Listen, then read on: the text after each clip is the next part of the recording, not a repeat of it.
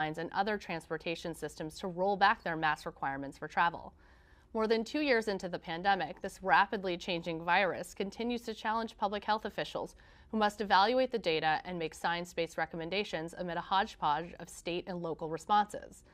We're once again pleased to welcome Dr. Anthony Fauci, Director of the National Institute of Allergy and Infectious Disease at the National Institutes of Health, to make sense of all of it and help us see more clearly what the future holds. Dr. Fauci has been the leading public health voice during the COVID-19 pandemic and is the chief medical advisor to President Joe Biden. During his career, Dr. Fauci has led the federal response to all major disease outbreaks over the last 40 years, including HIV/AIDS, Ebola, SARS, MERS, Zika, and anthrax. He is also an architect of one of the most successful disease prevention programs in the world, the President's Emergency Plan for AIDS Relief, PEPFAR, a program that addresses the global HIV/AIDS epidemic.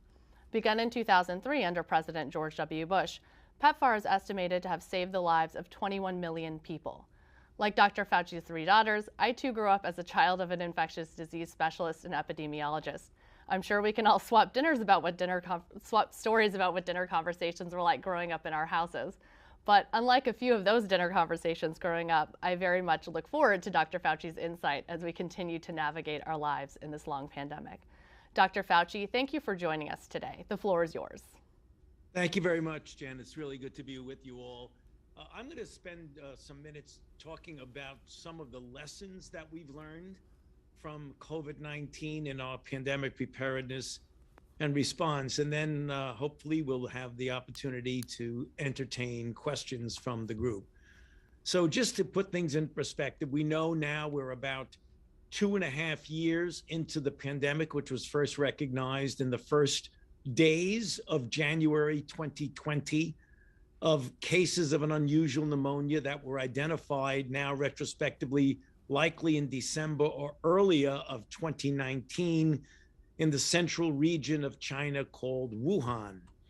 If you now fast forward to where we are today and look at the global pandemic and look at cases per 100,000, and you could see that in the color code of the density throughout the world. Now we have about 508 million cases and more than 6 million deaths. The death count is likely considerably underestimated, and the number is likely more than that. So here are some of the lessons that I'll very quickly buzz through, making comments on each of them, but really just to stimulate discussion. First is the global information sharing and the collaborations, which are absolutely essential to any adequate response or preparation for a global pandemic. So here we have schematically diagrammed the kinds of things that one does, namely to share research reagents, real-world clinical data, viral isolates, genomic data, surveillance samples. Things that are occurring in Africa need to be shared, in Asia need to be shared, in the Western Hemisphere, etc. The next is, what about the clinical trial infrastructure that we have spent literally decades building predominantly in response to the HIV/AIDS pandemic and to the ever-looming threat of an influenza pandemic? We have, over the years, built a substantial network of clinical trials. And when COVID-19 came along, rather than start and reinvent the wheel, we pivoted and utilized those clinical trials networks to very rapidly test the vaccines and other prevention tools.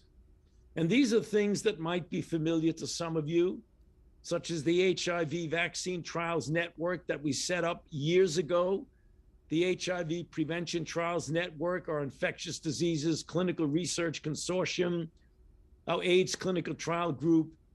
We put them all together, and for the purposes of unity, we renamed them the COVID-19 Prevention Network, or COVE-PN. This group was responsible for the testing of the vaccines over a period of less than a year, which led to the demonstration of the effectiveness and the safety. Next is utilizing prior scientific advances, which enabled us to rapidly respond and develop a vaccine. I wrote about this last month, or this month, actually a year ago last month, in Science magazine, where I pointed out that people were wondering how we possibly could have gotten a vaccine that is approved by an emergency use authorization from the FDA only 11 months following the identification of the virus, when usually something like that takes several years. And as I said in this commentary, the speed and efficiency with which these highly efficacious vaccines were developed and their potential for saving, which they have literally already millions of lives, is due to an extraordinary multidisciplinary effort which involved fundamental basic preclinical and clinical research that had been underway out of the spotlight, under the radar screen, literally for decades before the unfolding of COVID-19 pandemic. And in fact, in recognition of this, Science magazine deemed the COVID-19 vaccines as the science breakthrough of the year of 2020. And in fact, in this United States, and these are the vaccines that are utilized or will be utilized in the United States. As you can see, there are 3 separate platforms: the mRNA, the adenovector, and recombinant protein. Multiple companies, predominantly Moderna, BioNTech, and J&J, but also Sanofi, Novavax, and AstraZeneca doing tests, looking very likely for an emergency use authorization in the near future. Again, moving quickly, what about the prototype and priority pathogen approach that enabled us to move so quickly and will be very important looking forward ahead to the coming years of how we prepare for pandemics in the future? So what do we mean by prototype and priority pathogens? Those are the 2 ways that you address emerging infectious diseases. So priority pathogen means you anticipate a specific pathogen that already indicates its potential for a pandemic involvement. A number of organizations, the NIH, the WHO, CEPI, and others, have actually put forth a list of these pathogens. And some of them are shown here on this slide, which was taken from the WHO R&D blueprint. But what do we mean by prototype pathogen approach? And this is a concept that was conceptualized and developed by Barney Graham at the NIAID, my institute's Vaccine Research Center. And what it means is that you take a particular category of pathogens, a family, and you build on prior experiences with that family of pathogens. And these are some of the families that are on the high priority list. The one that are obviously most familiar is the coronaviruses, which gave us SARS-1, MERS, and now SARS-CoV-2. The orthomyxoviruses, which are the different influenzas. The flaviviruses, which is West Nile and dengue and others. And what you do is that you take commonalities within a family, such as basic virology, assays, animal models, antigenic targets, vaccine platforms, correlates of immunity, as well as manufacturing strategies, and you develop it for one of those so-called prototype pathogens, and you find there are many similarities within that that allow you to jump ahead when you get a new pathogen within that family. The same exact way when SARS-CoV-2 came along, our experience in 2002 with SARS-CoV-1 and MERS in 2012 allowed us to move extremely rapidly. Next, the continued surveillance of the human-animal interface is absolutely critical.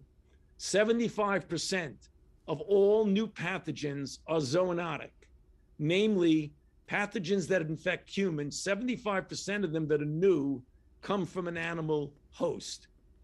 And in fact, my colleague and I, David Morens, wrote last year in Cell that the imbalance of the interactions in the animal-human interface are a major component of outbreaks, be it influenza, Ebola, coronavirus, or what have you.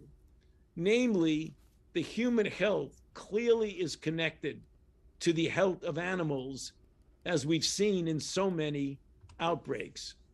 Some recent example is now mounting evidence that the SARS-CoV-2 outbreak was the result of a jumping of species from an animal to a human, similar to SARS-CoV-1, which went from a bat to a civet cat to a human, and MERS, which went from a bat to a camel to a human.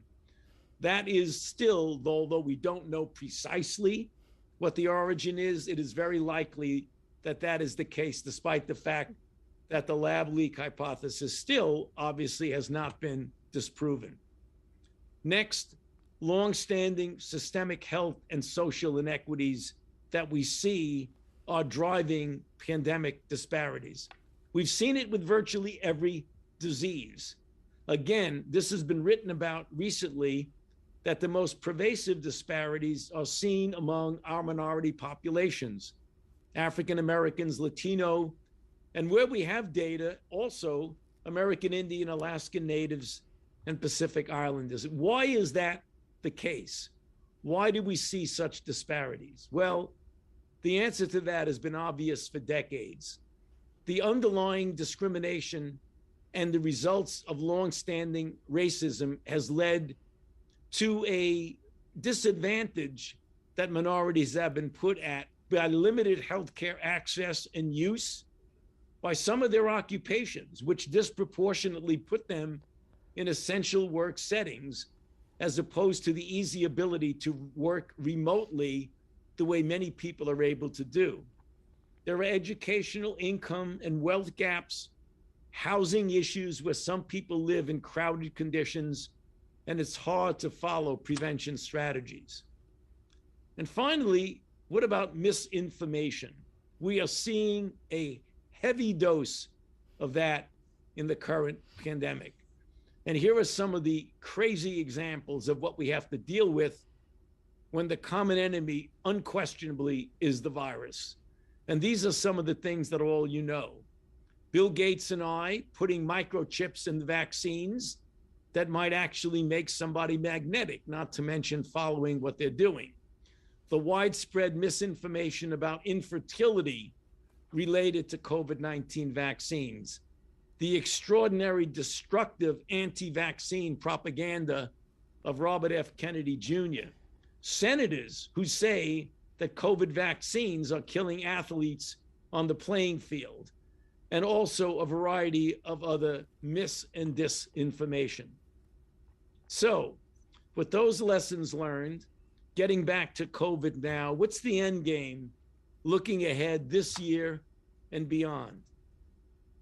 Let me explain something that has recently maybe had some misinterpretation of a description of different phases of the pandemic. So let me try and clarify it now. When you look at pandemics, there are 5 ways of looking at it and what I call different phases. Let's start off with the phase of eradication. Are we going to eradicate COVID-19? I say that's almost impossible. We've only eradicated one human viral pathogen in history, and that is smallpox. And the reason we eradicated it, there was no animal reservoir. It was phenotypically stable. Smallpox from 100 years ago is the same as smallpox 50 years ago and 40 years ago.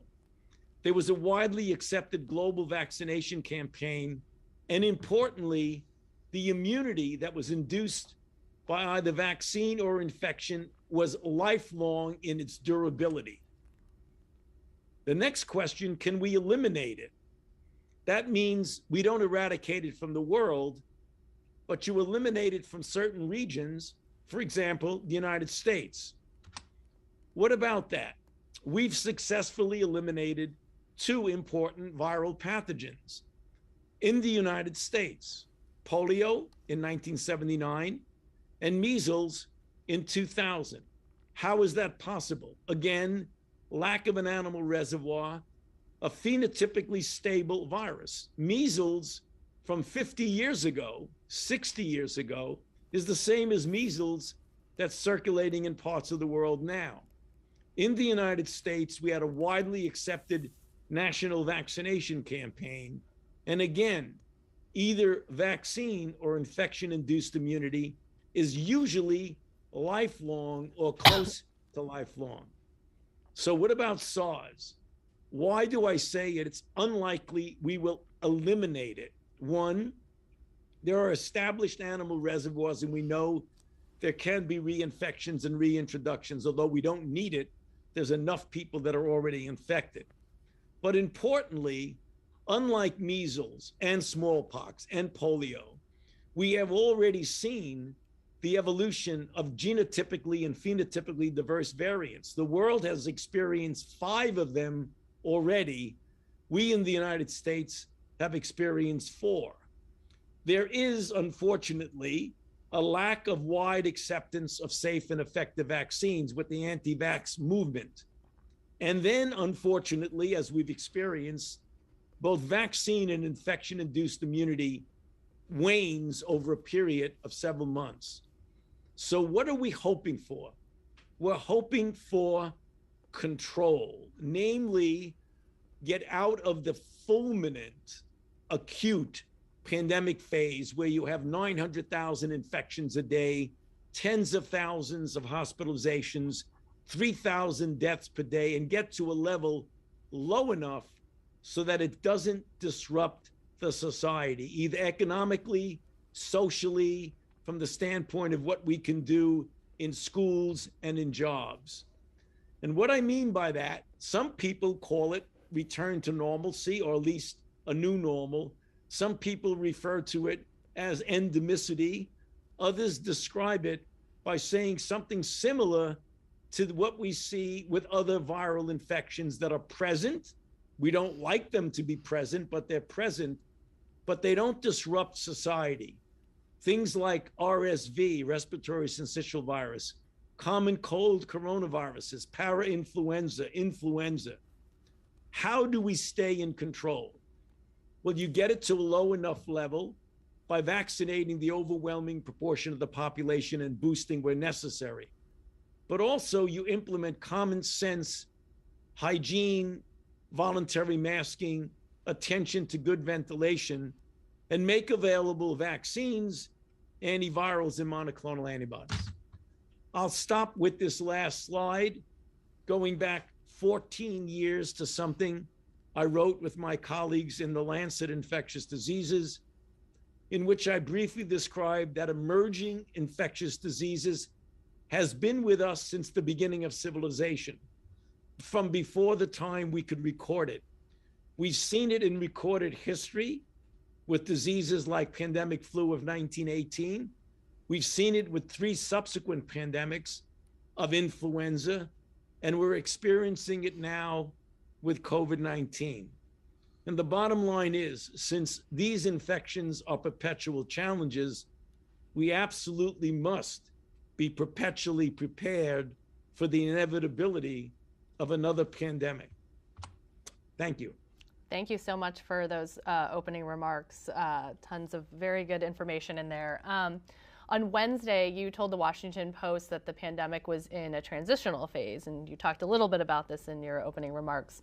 From a deceleration of the numbers into hopefully a more controlled phase, and endemicity, if I'm pronouncing that correctly. Tell us more about what that means, especially for those of us in unmedical schooled environments. Yeah. What do you mean by endemicity? Yeah, well, I try to already explain it a few minutes ago, but I'll go over it again. Yes, again, there is the very acute fulminant phase of an outbreak. And the other day when I said we are no longer in that fulminant acute phase. That does not mean that the pandemic is over. By no means is it over. We still are experiencing a global pandemic. When you talk about getting it to a level of control really is not when you have tens of thousands of hospitalizations and you have 1,000 or more, 2,000, 3,000 deaths. It's when you get those levels low enough that it really is not disrupting. You don't overwhelm the hospital. It isn't a fearful threat throughout society, but there are going to be infections in the community. I don't think we're going to completely eliminate that. And again, you could pick an arbitrary number of how many cases or hospitalizations per 100,000 that would be, but it has to be low enough that it's present but not disruptive. That's what I mean by some people calling that endemicity, some people calling that return to normality. But it is something that doesn't disrupt or influence profoundly how we interact in society. Okay, thank you. That was very helpful. I know that a lot of people are looking out for, the magic numbers, what does that look like? And like you said, it will be, it may not necessarily be a certain threshold or number. Does the study published by the CDC in morbidity and mortality indicate the U.S. has reached the herd immunity threshold? If not, when will we get there? Is that sooner or later than you expect? Well, I recently wrote a paper a few weeks ago how the concept of how we classically think of herd immunity is likely unattainable in COVID-19. So I think we have to realize that, because herd immunity was the examples that I gave on the slides a few minutes ago when I showed what happens, what we did with measles, what we did with polio. Namely, you had enough immunity in the population with a stable virus that doesn't change. That's classical herd immunity.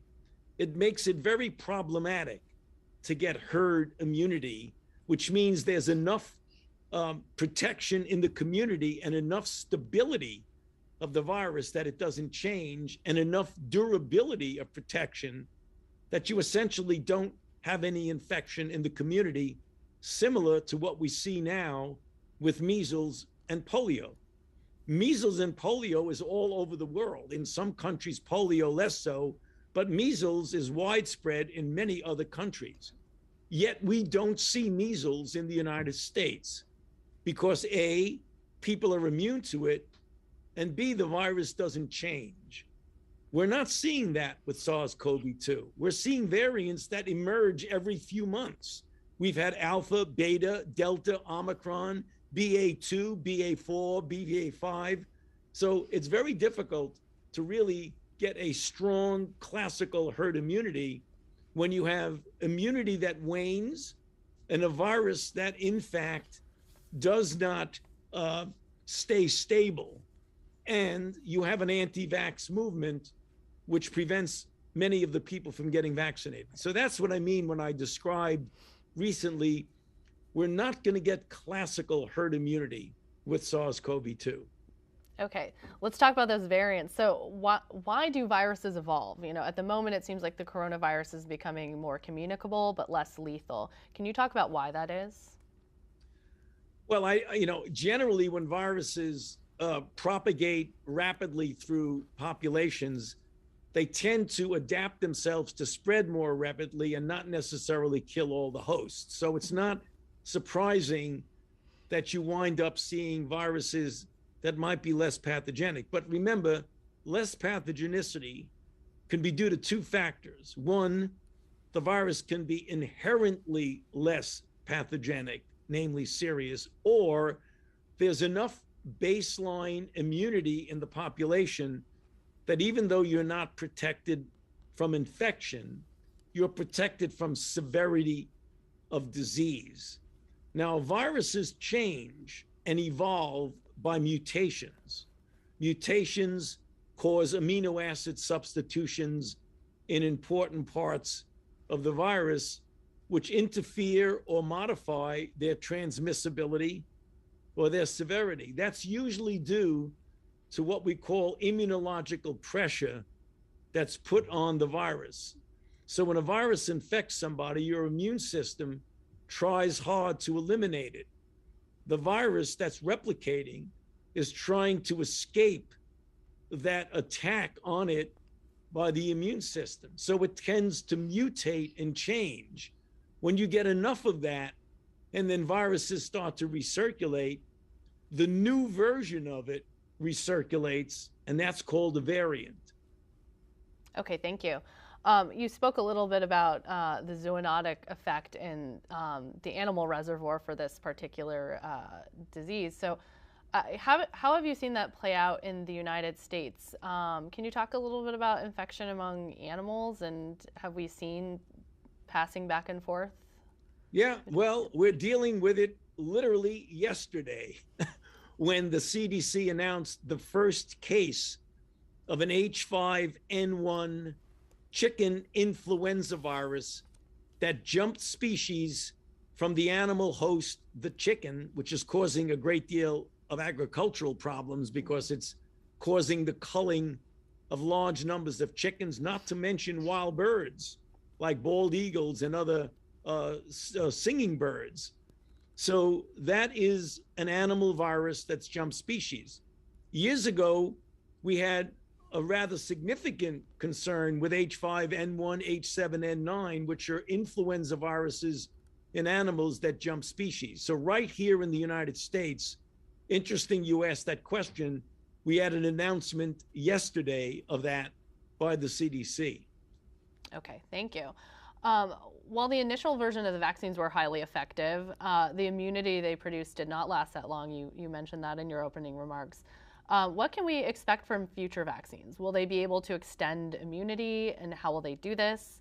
And kind of a schedule can we expect? Once a year, twice a year? You know, based on the nature of the virus, will there ever be a one and done?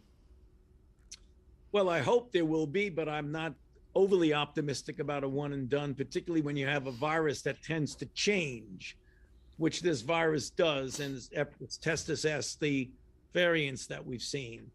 So right now, I would hope that we get to the point where the immunity will last long enough so that you only intermittently would need to be boosted. I don't see the necessity of every 4 months requiring a booster. I don't think that's feasible, and I don't think that's really something that we'll be dealing with. But I do anticipate that, given the fact that the immunity does wane, and that happens to be characteristic of coronaviruses, I think people don't fully appreciate that prior to the COVID outbreak and prior to SARS-CoV-1 and MERS, we've been dealing with 4 common cold coronaviruses that account for, variable between 5 and 30% of all the common colds that we experience. And we keep getting infected with the same 4 common cold coronaviruses for decades.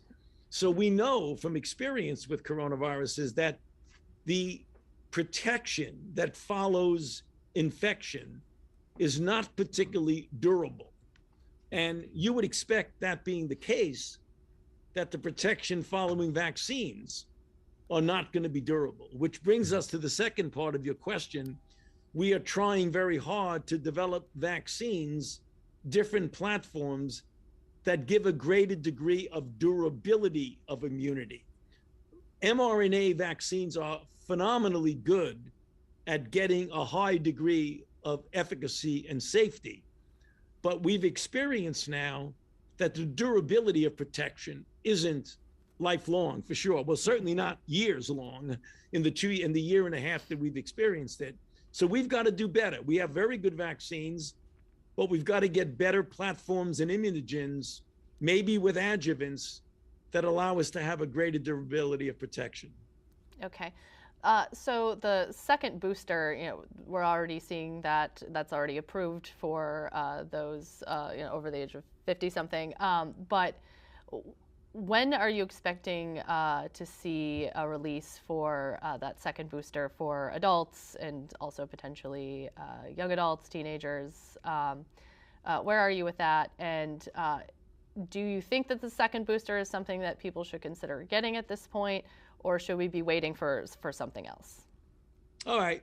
Two elements to your question. The first is, what about approval or eligibility for people younger than 50? As you know, the FDA, together with the CDC, came out with a declaration of eligibility for people 50 years of age or older, particularly those who are even older than that, 65 and older, and certainly with people with underlying conditions. The FDA right now, with their VRBPAC, their advisory committee, are looking at and planning what we might have in the fall as we prepare for the cooler season of the fall and winter, which would likely lead to some sort of a surge in cases. So that's being determined right now. And we at the NIH are doing a number of studies to determine what the best boost would be, that fourth dose. Should it be a variant-specific boost? Should it be a bivalent boost? We have a number of clinical studies that are ongoing now to ask that. So we likely will know over the summer when we'll be able to and what we'll be able to boost people with. If you are in that group of 50 or older now, and you have any of a number of underlying conditions, hypertension, obesity, heart disease, diabetes, we recommend that you do get that fourth dose. Okay, great. So masks or no masks? What kind of masks? Can you give us some clear guidance on, what we should expect in terms of use of masks going forward? When is it necessary? When is it unnecessary or really not all that effective? If you had to get on a plane tomorrow, would you wear a mask? Well, if I had to get on a plane tomorrow, I would definitely wear a mask. So even though, the court order struck down the requirement for masks on planes, I think that if you want to be protected, in a situation like that, it's a person's own individual choice for the risk that they're willing to take. And each individual is different, and they assess their risks. How old are you? Do you have an underlying condition that it would make it more likely that you would have a severe outcome if you got infected? Do you have someone in your household who, if you got infected, even though you had no symptoms, if you went home and infected them, is that someone who is vulnerable? An elderly person, a person with an underlying condition, someone who might be on chemotherapy for cancer, or someone who might have an immune defect, an autoimmune disease on corticosteroids or methotrexate or something like that.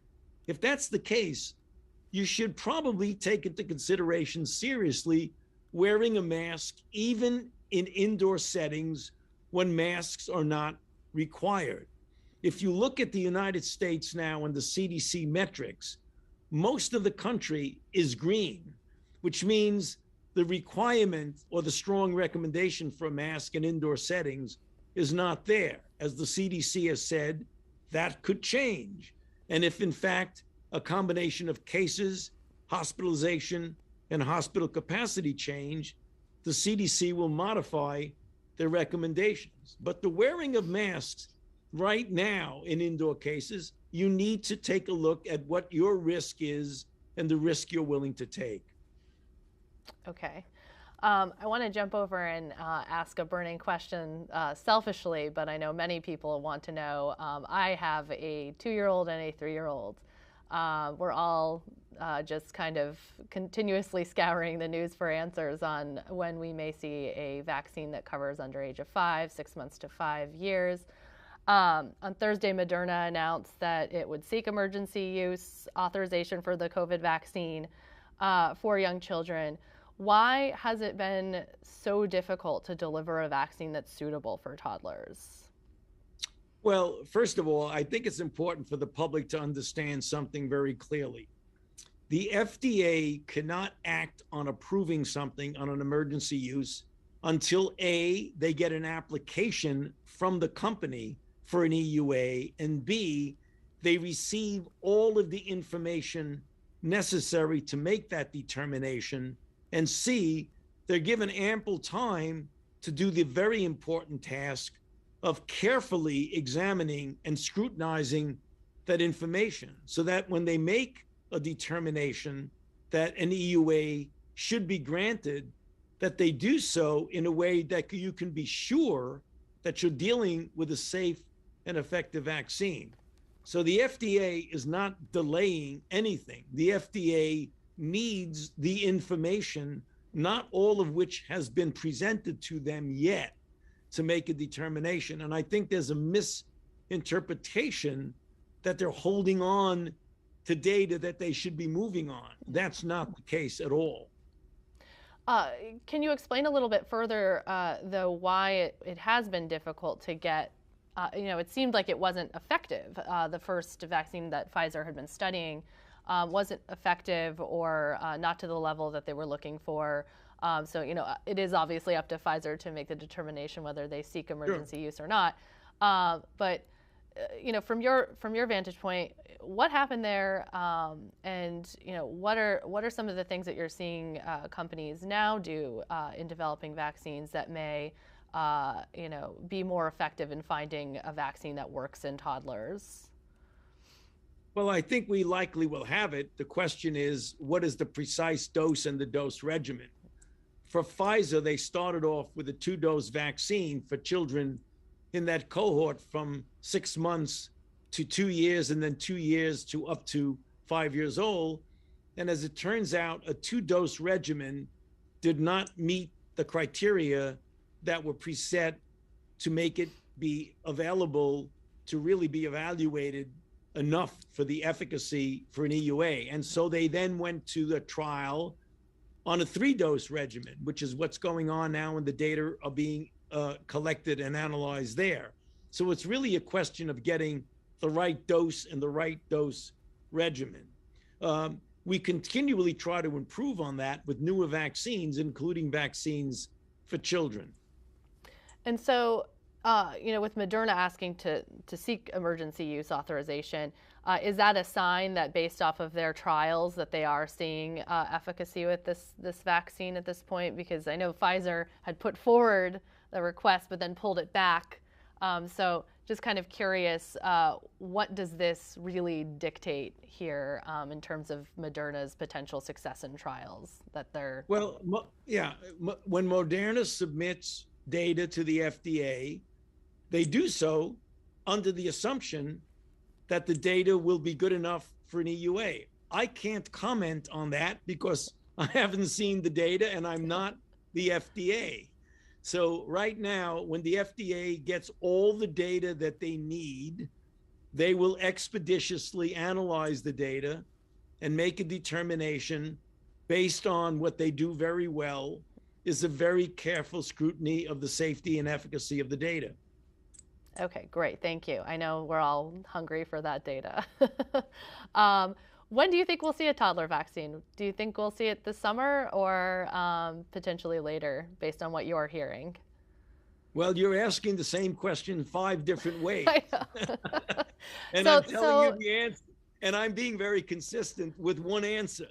And that is, when the FDA gets the data and the data are in a way where they deem it that is sufficient for an EUA, then they will make that pronouncement. And I certainly am not going to get ahead of the FDA to make any pronouncement about when they're going to do that. They will do that expeditiously, as they always do things expeditiously. Sure. I just saw a report saying a top FDA official was saying potentially as early as June. So well, there we'll you see go. what happens. Go with what the FDA says. All right. Has the Omicron variant's infection rate affected or convoluted studies being conducted on the toddler age group because it is more infectious? So if our vaccines, we're still getting infected, how does that affect something like a trial in children if the variants now are more infectious? They're not looking at the same variants that maybe were less infectious. Well, we've had Omicron now for a bit. So there has been sufficient information, I believe, in the Omicron era to make a determination as to the efficacy of a vaccine in the Omicron era. Okay, great. Do you envision a time when a COVID vaccine will be among the early childhood battery of vaccines? I think that really is too soon to make any determination on that, because we are still now in certain phases of a pandemic And when things stabilize into a steady state, and again, as I said in answer to your previous questions, we don't know when or what level that will be, then I think it will be easier to determine if in fact you want to make this one of the regular childhood vaccines. But I do not think we can make that determination now. Okay, all right. One of the earlier realizations of the pandemic was that children who contracted the virus did not, for the most part, get as ill as adults. We know now that as many as 75% of children have already been infected with coronavirus since the pandemic began. How has thinking about children and the coronavirus evolved over time?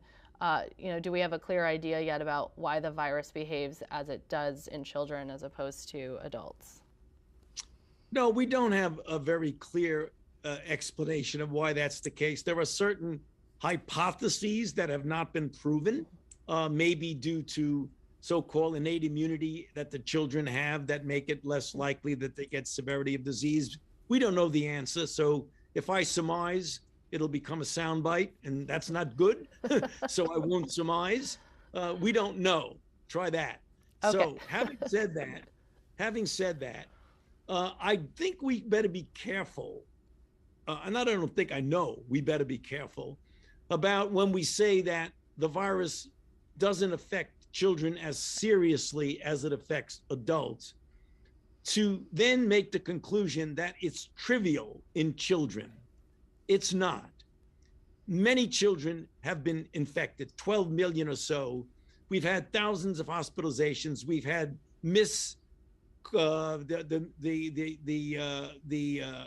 inflammatory syndrome in children, which leads in many respects to a serious outcome. We've had children die from this. We've had children hospitalized. So although it is true that children in general do not get as severe an outcome as a cohort than do elderly people, we shouldn't underplay the potential seriousness of this in children. Even though the numbers are less, we don't want to be able to then accept that children, it's okay for a child to be infected and get sick. It's not. Okay, great, thank you. Vaccination rates among children and young adults remain low. What seems to be holding parents back from vaccinating their children? Is it misconception that once you've had COVID, you're immune from additional infection, as many kids have gotten COVID already, and or a combination of other factors that may be preventing parents from making that decision to move forward on a vaccine for their kids? I think it's multifaceted. I don't think there's one reason. There are some parents who are inherently anti-vax. I mean, no matter what you tell them, they just don't want to get vaccinated themselves or their children. There are others who have understandable concerns about safety. And for those people, you point to the very, very strong safety record that these vaccines have. And sometimes when parents don't have all the information they need to make a decision through no fault of their own, they're a bit concerned, understandable, and sometimes confused about whether or not the risk benefit weighs in favor of the benefit. And I think when you go over all the data and you carefully analyze it in an unbiased way, hopefully parents will come to the conclusion that it certainly is to the benefit of the children to get them vaccinated. Okay. You've decided not to go to the White House Correspondents' Dinner. I'm sorry, I will miss you there on Saturday night. You called it a personal choice. But I think it might be instructive for many of us to hear how you evaluate risk, whether it's a big dinner in a ballroom or a gathering with friends and family. What factors do you consider? Well, again, they're personal factors. And I think one person's decision, namely my decision, not to go to an individual social function indoors, is based on a number of things that I put into my own personal evaluation of my own risk. And one of the things people need to understand, you shouldn't judge one person's decision to be applicable broadly across the board to others, because each individual person has a number of factors, some of which are obvious, like age. You can't run away from what your age is. but there may be personal risk factors that people don't really want to make public. So you shouldn't question them. You should accept a person's personal decision, which should not influence someone else's personal decision. All right. What are some of the technologies you've seen deployed to try to prevent the spread? You know, we've seen air filtration systems, ionizers. For instance, at the White House Correspondents' Dinner, organizers were approached about using a UV lighting system that could minimize viral disbursement. What are your thoughts about these types of technologies? Anything that looks promising to you, or is this so far you're just seeing sort of maybe minimal effect from some of these things? That's an unfair question because I really can't evaluate each and every technical thing that puts forth. Anything particular that stands out to you that looks promising? Well, yeah, the one thing is clear: ventilation is really important. And that's the reason why you always say when you have social events, particularly when you're dealing with a number of people congregating and gathering together, outdoors is much better from a safety standpoint than indoors. And if it is going to be indoors, to the extent possible, proper ventilation is something that's very important. Okay. Are there any variants you're seeing emerge that are a greater cause for concern, either related to infectious rate or other factors than recent variants like Omicron? Or are we getting to the point where a variant is a variant is a variant, that we're seeing a lot of things cropping up? So just your thoughts on that. No, I wouldn't say a variant is a variant is a variant, because if you would have said that, you would have really been knocked on your back with Delta and then followed by getting knocked out again with Omicron. So we have to be careful. There are sublineages, like we're seeing sublineages of Omicron, that may be 20, 25, 30% more transmissible, which means it spreads more rapidly, but doesn't necessarily give you any more severity of disease. But we've always got to be on the lookout and very, very careful and vigilant about a variant that might come along that might be different enough that it really seriously evades the protection that you get from vaccination and boosting, as well as from prior infection. So you always got to be on your guard for a variant that's different enough that it really causes a significant amount of difficulty. Okay.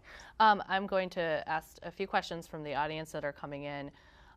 This one comes from Alexander Tin of CBS News.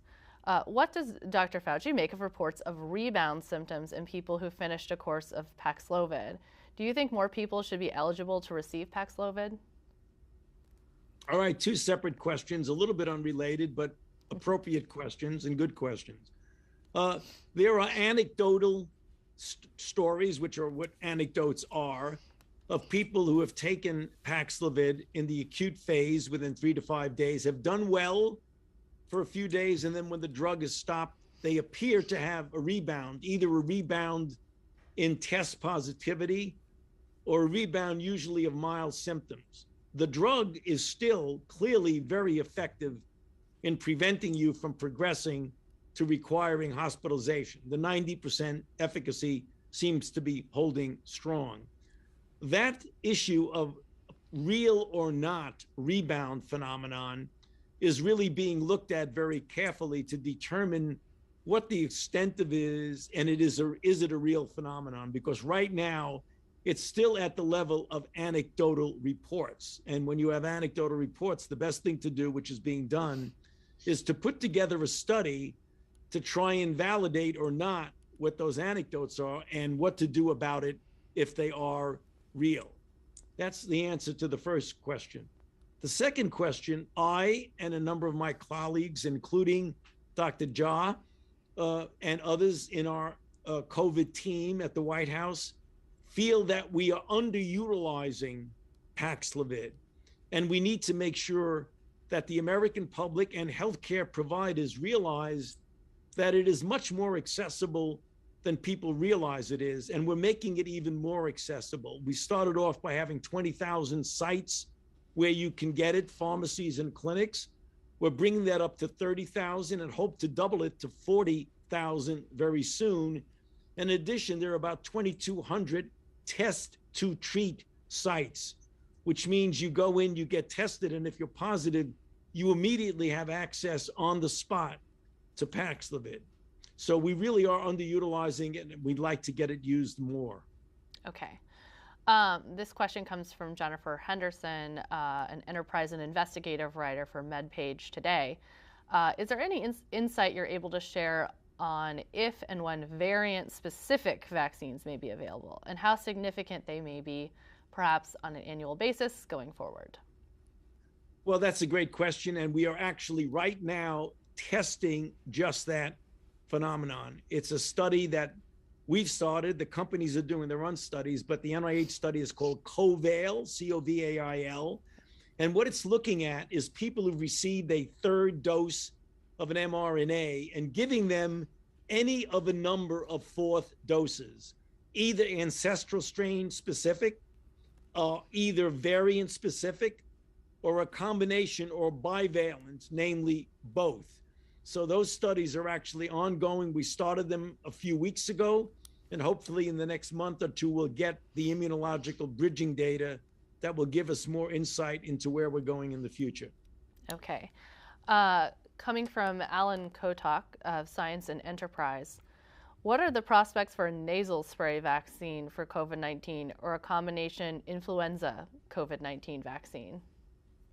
Well, again, good questions. The prospects for a nasal are good. We have a number of studies on our grantees, both extramural and now intramural scientists, who are looking at nasal versions of a COVID-19, which would be specifically important to prevent initial infection as well as spread of virus. That's question number one. Question number two is there's a lot of activity looking at, as we go forward, to combine an influenza vaccination at the seasonal level together with a COVID-19 vaccination, so that a person can go into a clinic in the fall and literally get both in one visit. Okay. Question from Lori Wiegler. An issue many Americans are having is the idea of hybrid work that only suits the employer's needs. For example, changing days of week one is forced to come into the office. How can American businesses better gauge employee risk? Well, you know, there is sort of maybe a question in that. Yes, there's a lot of hybrid work going on, even right here at the NIH, where people are coming in a couple of days a week. I think employers should be aware of what they can do, and that's a good question, to mitigate risks in the workplace.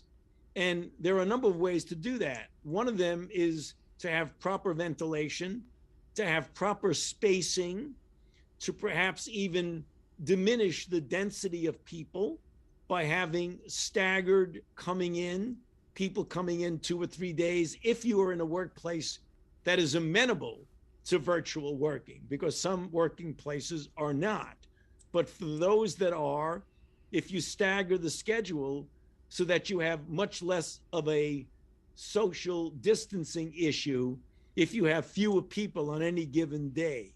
And then obviously the other is prudent attention to things like testing, staying out of work if you have any symptoms, and if you do, to get tested, and encourage your employees to get vaccinated and boosted. Okay. Another question from Carrie Fitzgerald. You've addressed some of this, but there's a little bit of a new angle here. Will the COVID-19 virus ever stop making so many different variants? What would it take to make it stop mutating so much? Will the vaccine makers continue to update the vaccines like they do with the flu?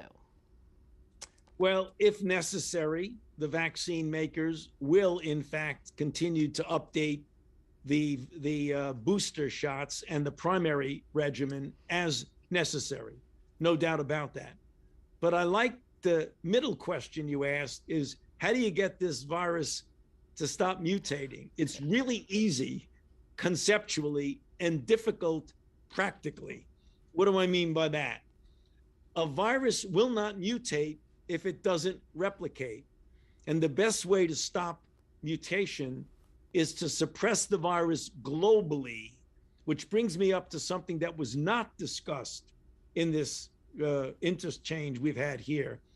And that is, we really should and do have an obligation to really help developing nations who don't have the capabilities that we do of vaccinating their population, because anytime the virus freely circulates anywhere in the world, there is the likelihood that you're going to get a variant. And we have experience that proves that. Delta came from India, Omicron came from Southern Africa.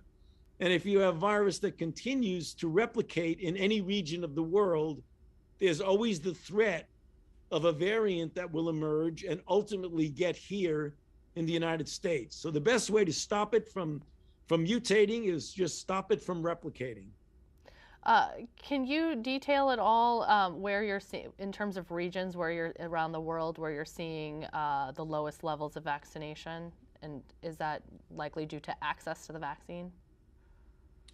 Well, yeah. I mean, unfortunately, Southern Africa still has a rather low percentage of the population that's been vaccinated, but they also have a higher percentage of the population that's already been infected. So they will have some protection due to post-infection immunity. But, you know, there are a lot of things going on in the world that are different than we see right now. China's having a really serious problem. They've locked down without necessarily adequately vaccinating their population. So now they're seeing really substantial surges in big cities. So that's going to really be a problem in China. Okay. Final question, and we're almost out of time. Irv Chapman asks, how do you feel about summer vacation travel to Europe? You mean for me personally? Would you go amidst our current situation with the pandemic? No, I think if a person is vaccinated and doubly boosted and personally takes the care of when you're on a plane, even though it's not required, if not, wear a mask, wear an N95 mask, be prudent, get tested before you go. I don't think that one should hesitate if they have a vacation planned to go ahead and enjoy that vacation. All right, thank you. Before we conclude today's discussion, let me take a moment to thank Headliners co-team leaders Donna Lineman-Legere and Lori Russo, the Headliners team member, who organized today's newsmaker Bill Pierce, as well as Club Membership Director Kate Helster and Club Executive Director Bill McCarran. We also invite you to join us for our upcoming Headliners book event on May 12th with former Attorney General Eric Holder, Chairman of the National Democratic Redistricting Committee, and New York Times bestselling author Sam Koppelman for a discussion of their new book, Our Unfinished March, The Violent Past and Imperiled Future of the Vote. And now for the last question. I know that you're a very busy man and you are also, I'm sure, under much stress. Much stress. What of choice? My drink of choice is a very cold Lagunitas IPA beer. Oh, that sounds lovely, and I'm sure it'll be really nice in the summertime. Right. Well, thank you so much, Dr. Fauci. It was great to see you. All right, thank you.